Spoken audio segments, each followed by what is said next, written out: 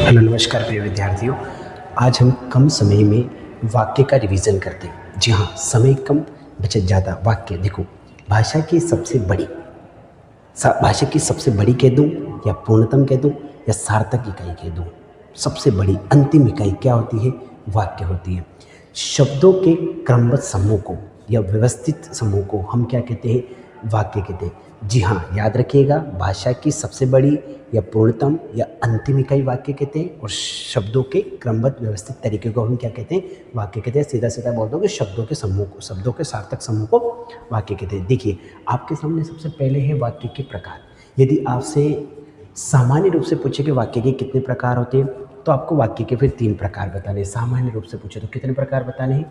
3 बताने हैं। सरल वाक्य, जिसे हम साधारण वाक्य कहते हैं, संयुक्त वाक्य और एक होता है हमारा मिश्र वाक्य। पर यदि पूछे कि अर्थ के आधार पर वाक्य कितने होते हैं, तो 8 प्रकार होते हैं। अर्थ के आधार पर वाक्य के कितने प्रकार होते हैं? 8 प्रकार होते हैं।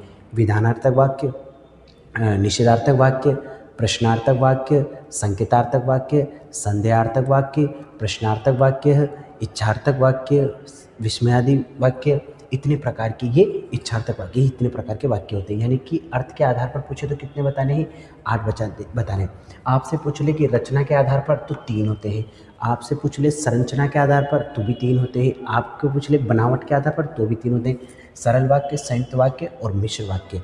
ठीक है, याद रखिएगा। विधानार्थक वाक्य, जैसे मैंने कहा मोहन पुस्तक पढ़ता है, मैंने कहा मोहन पुस्तक नहीं पढ़ता है। मैंने कहा क्या मोहन पुस्तक पढ़ता है? प्रश्नार्थक। मैंने कहा मोहन पुस्तक पढ़ो, अज्ञार्थक। मैंने कहा शायद मोहन पुस्तक पढ़ता होगा, संदेहार्थक। मैंने आपसे बोला कि भगवान करे मोहन सफल हो जाए, इच्छार्थक। यहाँ संदेहार्थक की जगह संकेतार्थक है। कौन सा है? संकेत। यदि मोहन पुस्तक पढ़ेगा तो सफल हो जाएगा, विस्मयादि, अरे मोहन सफल हो गया। ये सरल वाक्य, संयुक्त वाक्य, मिश्र वाक्य। याद रखिए, सरल वाक्य में किसी भी प्रकार के समुच्चयबोधक अव्यय का प्रयोग नहीं होता है।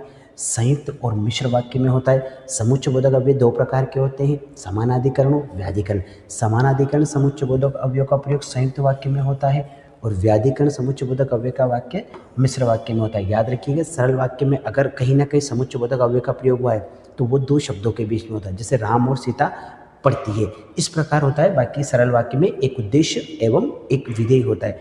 आप जानते हो संयुक्त वाक्य, जहाँ 2 सरल वाक्य या जिस वाक्य में 2 या 2 से अधिक सरल अथवा स्वतंत्र वाक्य हो उसे क्या कहेंगे? संयुक्त वाक्य कहेंगे। और जिसमें एक प्रधान उपवाक्य तथा एक से अधिक आश्रित उपवाक्य हो उसे मिश्र वाक्य कहेंगे। फिर हम देख लेते हैं वाक्य के अंग। याद रखिएगा, वाक्य के 2 अंग होते हैं, एक उद्देश्य होता है और एक विधेय होता है। वाक्य में याद रखिए, उद्देश्य कर्ता को कहते हैं। किसको कहते हैं?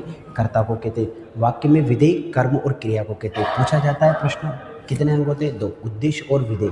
उद्देश्य कर्ता को और विधेय कर्म और क्रिया को। फिर आपसे पूछ ले वाक्य के तत्व, तो याद रखिए वाक्य के तत्व कितने होते हैं? 6। गुण भी कितने होते हैं? 6। आकांक्षा, पदक्रम, योग्यता, सन्निधि, अन्विति और एक और क्या होता है? तात्पर्य। ये 6 होते हैं। आकांक्षा का मतलब इच्छा होता है, यानी कि वक्ता के द्वारा अगर कोई बात की गई और श्रोता के मन में उस बात को जानने की इच्छा, आकांक्षा कहलाता है। पदक्रम, यानी कि पहले सब्जेक्ट आना चाहिए, पहले कर्ता आना चाहिए, फिर कर्म आना चाहिए, फिर क्रिया, यानी कि सब्जेक्ट, ऑब्जेक्ट और वर्ब, इस प्रकार आना चाहिए। अन्विति, कर्ता के अनुसार क्रिया आनी चाहिए। ठीक है, कर्ता पुल्लिंग तो क्रिया भी पुल्लिंग। सन्निधि, सन्निधि का मतलब होता है समीपता, वाक्य में समीपता होनी चाहिए। योग्यता होनी चाहिए, वाक्य योग्य के अनुसार और तर्क सम्मति के अनुसार होना चाहिए। जैसे किसान कुदाल से खेत जोतता है, नहीं, गलत है। योग्यता के अनुसार वाक्य होना चाहिए, यानी तर्क सम्मति के अनुसार। ठीक है, तात्पर्य होना चाहिए, यानी समय, वातावरण अनुसार के साथ शब्दों का प्रयोग होना चाहिए।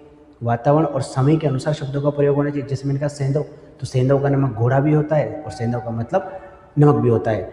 तो नमक और घोड़े का कहाँ प्रयोग करना है, यह हमें बताता है। तो देखो, कम समय में मैंने वाक्य के बारे में आपको बताया है। आप इसे जरूर याद रखिए, परीक्षा में बहुत काम आएगा। धन्यवाद।